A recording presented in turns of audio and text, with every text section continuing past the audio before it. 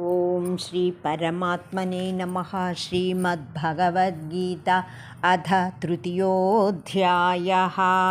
యస్త్వింద్రియాణి మనసా నియమ్యారభతేర్జున కర్మేంద్రియః కర్మయోగమసక్తః స విశిష్యతే.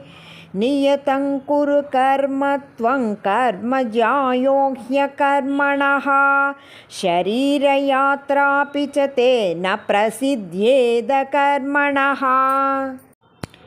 ఇంద్రియాలను మనస్సుచే నియమించి కర్మయోగాన్ని సంగము లేకుండా ఆచరించేవాడు ఉత్తముడు.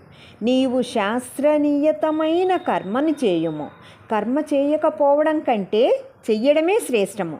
కర్మ చేయకపోవడం వల్ల దేహయాత్ర కూడా సాధ్యం కాదు.